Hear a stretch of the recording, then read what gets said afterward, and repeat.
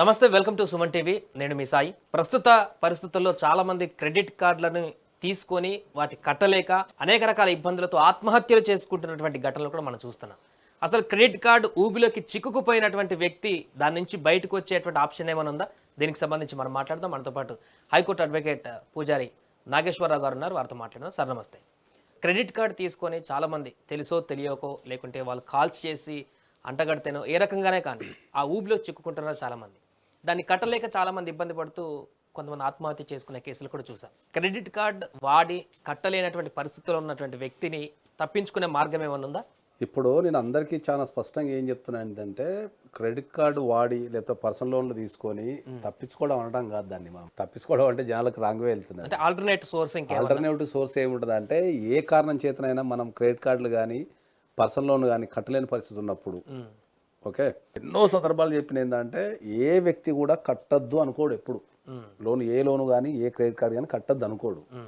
ఏదన్నా వాళ్ళకు financial issues ఇంట్లో ఏదన్నా వచ్చో లేకపోతే వాళ్ళ జాబ్ పోయో బిజినెస్లో లాస్ అయ్యో లేకపోతే ఇంకేదన్నా కారణాల వల్ల కట్టకుండా ఉండే పరిస్థితి ఏర్పడుతుంది వాళ్ళకు.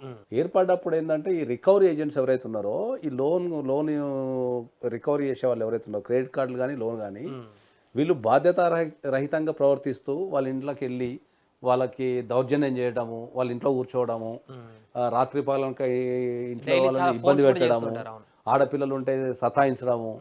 ఇంకా ఈ లోన్ యాప్స్ అయితే ప్రత్యేకంగా ఏంటంటే మన ఫోన్ నుంచి మన పర్సనల్ ఇన్ఫర్మేషన్ అంతా డౌన్లోడ్ చేసేసుకొని దాని ఫోన్స్ మన దాంట్లో ఉన్న ఫోటోలని మార్పింగ్ చేస్తూ మన ఎంతమంది కాంటాక్ట్లు ఉన్నా అంతమంది కాంటాక్ట్లకు పంపిస్తుంటారు వీళ్ళు.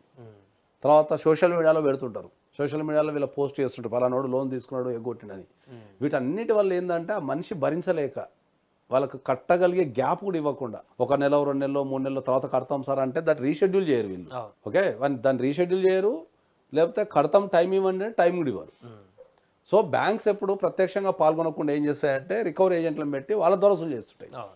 ఎందుకంటే ఒకవేళ కనుక బ్యాంక్ డైరెక్ట్ ఇన్వాల్వ్మెంట్ అయ్యి ఇష్టం ఉన్నట్టు ప్రవర్తిస్తే బ్యాంక్ లైసెన్స్ రద్దయ్యే అవకాశం ఉంది. కాబట్టి వాళ్ళు తెలివిగా ఏం చేస్తారు అంటే మేము ఈ వర్క్ని థర్డ్ పార్టీకి ఇచ్చినాము, మేము టర్మ్స్ అండ్ కండిషన్స్ పెట్టే థర్డ్ పార్టీకి ఇచ్చినాము, సో థర్డ్ పార్టీ వసూలు చేసుకుంటారు కాబట్టి మాకు సంబంధం లేదని చెప్పేసి బ్యాంక్స్ వాటిని తప్పించుకుంటున్నాయి. క్రెడిట్ కార్డులు కానీ లేదంటే పర్సనల్ లోన్స్ కానీ మీరు కట్టలేని పరిస్థితి కనుక ఉంటే ఓకే, మీరు ఎవ్వరు కూడా ఆత్మహత్య చేసుకోవద్దు, లేకపోతే పారిపోవటము, ఇబ్బంది పడటము, లేకపోతే కొట్టడాలు తిట్టుకోవడాలు ఇలాంటి ఏం చేయకుండా మీరు కోర్టులో కనుక ఇంజంక్షన్ ఆర్డర్ కనుక వేసుకుంటే కోర్టు మీకు టైం ఇచ్చే వెలుసుబాటు ఉంది. ఓకే, దీంట్లో కూడా అందరూ ఏం చెప్తారు ఏంటంటే మీకు ఈ క్రెడిట్ కార్డులకు పర్సనల్ లోన్లకు సంబంధించిన విషయాలు ఏం చెప్తారంటే ఏంటంటే జనరల్గా ఆ ఆర్డర్ ఇచ్చినా కూడా చాలా మంది ఇది ఆర్డరే కాదనో లేకపోతే ఇది ఇన్వాలిడ్ అనో అంటారు. థర్డ్ పార్టీ ఏజెన్సీ వాళ్ళు ఎందుకంటే క్లయింట్కి లీగల్ నాలెడ్జ్ ఉండదు కాబట్టి థర్డ్ పార్టీ ఏజెన్సీ వాళ్ళు చెప్పే అవకాశం ఉంటుంది. జనరల్గా ఏంటంటే ఇప్పుడు కోర్టుకి వెళ్ళి నువ్వు అప్లై చేసుకుంటున్నావు, సో బ్యాంకులో నాకు ఇంత లోన్ ఉంది, నేను కట్టలేని పరిస్థితి ఉంది, సో నాకు కట్టడానికి నాకు టైం కావాలి కాబట్టి నాకు టైం ఇవ్వండి అని చెప్పేసి నువ్వు కోర్టులో నువ్వు అప్లికేషన్ వేసుకుంటావు. కోర్టు అదంతా చదివి పరిశీలించిన తర్వాతనే దానికి ఒక నెంబరింగ్ ఇస్తుంది, తర్వాత మీకు ఒక ఆర్డర్ కాపీ ఇస్తుంది. ఆ ఆర్డర్ కాపీ తీసుకెళ్ళి మీరు బ్యాంకులకు కానీ లేకపోతే కోర్టు కూడా బ్యాంకులకు పంపిస్తుంది. కోర్టు నుంచి కూడా వీళ్ళకి ఆర్డర్ కాపీ బ్యాంకులకు వెళ్ళిపోతుంది. సో వీళ్ళు తప్పించుకోవడానికి ఏంటంటే ఎవరైతే ఈ రికవరీ ఏజెంట్స్ ఉన్నారో వాళ్ళ కలెక్షన్ పెంచుకోవడానికి, వాళ్ళ కమిషన్ పెంచుకోవడానికి ఈ క్లయింట్లకు ఎవరైతే క్రెడిట్ కార్డు కట్టలేని వ్యక్తులు ఉన్నారో వాళ్ళకి ఆర్డర్ పనిచేయదనో లేకపోతే మాకు నోటీస్ అందలేదనో ఇట్లా రకరకాలుగా సతాయిస్తున్నారు. సో దయచేసి నేను అందరికీ ఏం రిక్వెస్ట్ చేస్తున్నా అంటే ఏంటంటే ఎవరైనా సరే క్రెడిట్ కార్డు కట్టలేని పరిస్థితి ఉన్నా, పర్సనల్ లోన్ కట్టలేని పరిస్థితి ఉన్నా మీరు కోర్టుకి వెళ్ళి ఇంజక్షన్ ఆర్డర్ తెచ్చుకోండి తప్ప మీరు చనిపోయే పనులు పెట్టుకొని లేకపోతే చంపే పనులు పెట్టుకొని లేకపోతే పారిపోయే పనులు పెట్టుకొని జీవితాన్ని ఖరాబ్ చేసుకోకండి. మీరు ఎక్కడికి వెళ్తానులే, మీరు బాజాప్తుగా కోర్టుకి వెళ్ళి మీరు కోర్టులో మీ బాధను చెప్పుకొని దాని నుంచి ఒక ఉపశమనం పొందుతున్నారు తప్ప మీరు పారిపోవాల్సిన అవసరం లేదని చెప్తాను నేను. ఇప్పుడు థర్డ్ పార్టీకి ఎలాంటి గైడ్ లైన్స్ ఉండవు సార్? ఎందుకంటే చాలా మంది అంటే డైలీ ఎన్ని కాల్స్ వరకే చేయాలి ఒక వ్యక్తికి క్రెడిట్ కార్డ్ బిల్ కట్టేటువంటి వ్యక్తి ఉంటే అతనికి ఎన్ని కాల్స్ వరకే చేయొచ్చు? ఎందుకంటే అన్లిమిటెడ్గా కాల్స్ వస్తాయి. ఆర్బీఐ చాలా స్పష్టమైన కండిషన్స్ ఇచ్చింది, guide lines and rules and regulations చాలా స్పష్టంగా ఇచ్చింది థర్డ్ పార్టీకి. ఓకే, కానీ ఆ రూల్స్ని కనుక పాటిస్తే వాళ్ళు లోన్ ఎప్పటికీ వసూలు చేసుకోవాలనే విషయం వాళ్ళు కూడా తెలుసు.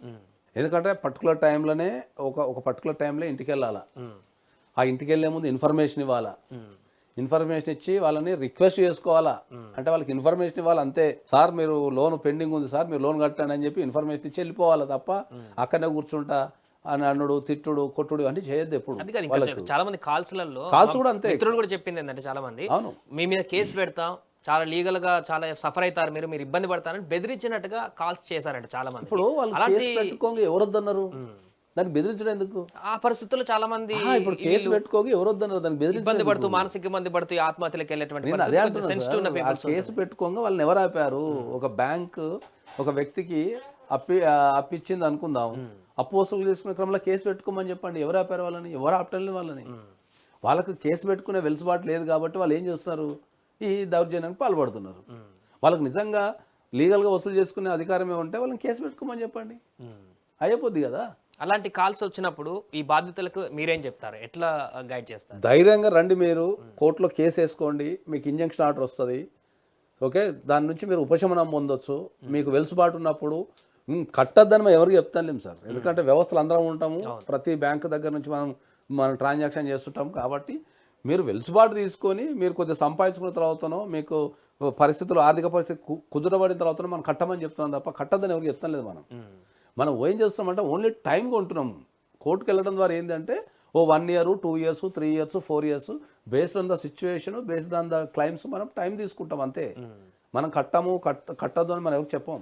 మీ ఇంటికి ఎవరు రాకుండా, ఎందుకంటే వాడు ఊరికి ఇంటికి వచ్చి కూర్చుంటే వీడికి బ్రెయిన్ పని చేయదు. ఆ టెన్షన్లో అరే అది వచ్చిండే కదా, భార్య ఉంది కదా, పిల్లలు ఉన్నారు కదా, ఆడపిల్లలు ఉంటారు, ఎదిగిన ఆడపిల్లలు ఉంటారు, చిన్నపిల్లలు ఉంటారు, భయభ్రాంతులకు గురవుతారు. ముఖ్యంగా ఆడవాళ్ళు ఏంటంటే వాళ్ళ ఇంటి ముందుకు వచ్చేవారు నర్సింగ్లో అనుకో, వాళ్ళు షేమ్ఫుల్ ఫీల్ అవుతారు. వాళ్ళు they cannot face the society. ఇంటి పక్క వాళ్ళు ఎదురింటోళ్ళు ఉంటే ఫేస్ చేయలేరు. వాళ్ళు అవమానభారంగా ఫీల్ అయిపోయి చనిపోయే వాళ్ళు చాలా మంది ఉన్నారు. ఇప్పుడు మీరు చెప్పింది క్రెడిట్ కార్డులకే వర్తిస్తుందా, లేకుంటే ఈ అన్నోన్ యాప్స్ చాలా ఉన్నాయి అన్ని ఏ అన్సెక్యూర్ లోన్ కైనా పనిచేస్తుంది. Any unsecure loan, any financial institution, any unsecure loan. ఇంకా మాట్లాడితే మన జనరల్ పబ్లిక్ కూడా పనిచేస్తుంది. మన జనరల్ పబ్లిక్ దగ్గర కూడా ఏదన్నా ట్రాన్సాక్షన్ చేసి పైసలు తీసుకున్న తర్వాత కట్టలేని పరిస్థితి ఉంటే వాళ్ళు కూడా అర్థం చేసుకోరు. ఈ క్రెడిట్ కార్డు వాళ్ళు ఏజెంట్లు చేసినట్టు వీళ్ళు కూడా చేస్తుంటారు. ఇంకా చాలా మందికి అసలు క్రెడిట్ కార్డు వద్దు అనుకొని దూరంగా ఉండేటువంటి వ్యక్తులకు కూడా రోజు అసలు మన నెంబర్ వాళ్ళ దగ్గరికి ఎలా పోతుందో తెలియదు, కానీ రోజుకు ఒక 10 కాల్స్ నాకు కూడా వస్తాయి. మీకు క్రెడిట్ కార్డు కావాలా, ఇంత మీకు ఉంది, ఇంత అవకాశం ఉంది, 2 లక్షల వరకు మీకు లిమిట్ ఉంది అని చెప్పేసి నానా రకాలుగా ఫోన్లు. అంటే ఏదో ఒక రోజు ఇంట్రెస్ట్ లేనివాడు కూడా ఇంట్రెస్ట్ కలిగించేటువంటి విధంగా వచ్చేటువంటి ఫోన్లు. దీని వెనుకున్నటువంటి మతలబ్ ఏందంటారు? వాళ్ళు బిజినెస్ చేసుకోవాలి కదా. మనకు జనాలకు అందరూ ఏమనుకుంటామంటే క్రెడిట్ కార్డు తీసుకోవడం ద్వారా మనకు ఒక 45 days వెలుసుబాటు వస్తుంది అనే ఉద్దేశంతో తీసుకుంటాం.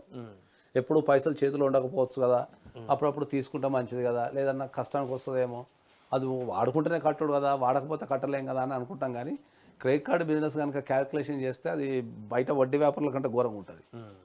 ఇంకా కొంతవరకు క్రెడిట్ కార్డ్స్ నయం. మీకు ఈ ఫైనాన్సెస్ ఉన్నాయి కదా, థర్డ్ పార్టీ యాప్స్ ఉన్నాయి, లోన్ యాప్స్ ఉన్నాయి కదా, ఇక వాళ్ళైతే ఘోరం. ఇంకా నువ్వు కర్మగాలి 10,000 తీసుకున్నావు, నీ ఆస్తి మొత్తం రాసేసుకుంటారు కర్మగాలి 10,000 తీసుకుంటే. కాబట్టి థర్డ్ పార్టీ యాప్స్ జోలికి అసలు వెళ్ళొద్దని చెప్తాను నేను. క్రెడిట్ కార్డులో ఇంకా మీకు పర్సనల్ లోన్స్ నయం, కానీ థర్డ్ పార్టీస్ యాప్స్ ఇచ్చేటి ఇంట్రెస్ట్ రేట్లు కానీ వాళ్ళ క్యాల్కులేషన్ కానీ చాలా ఘోరంగా ఉంటుంది. నువ్వు 10,000 తీసుకుంటావు, 3-4 నెలలు అంటాడు, 3 నెలల క్రితం మళ్ళీ 10,000 చూపిస్తాను లెక్కడు. అదే ప్రాబ్లం దాంట్లో. సో మొత్తానికి ఇది క్రెడిట్ కార్డ్ తీసుకొని పర్సనల్ లోన్ తీసుకొని ఎవరైనా ప్రస్తుత పరిస్థితుల్లో కట్టలేని పరిస్థితుల్లో ఇబ్బందులకు గురైనట్లయితే అది మెంటల్ టెన్షన్ తీసుకొని అఘాయిత్యాలకు పాల్పడడం కంటే ముందు కొంత లీగల్గా ఆలోచిస్తే, ఇలాంటి నాగేశ్వరరావు గారు లాంటి వారి చెప్పినటువంటి సజెషన్లు పాటిస్తే కొంతకాలం వరకు వెసులుబాటు ఉంటుంది, మిమ్మల్ని ఎవరు వేధించకుండా అడ్డుపడేటువంటి అవకాశం కూడా ఉంటుంది అనేటువంటి విషయాన్ని అయితే వారు చెప్తున్నటువంటి పరిస్థితి. ఇది వాటి స్పెషల్ డిబేట్. చూస్తూనే ఉండండి సుమన్ టీవీ.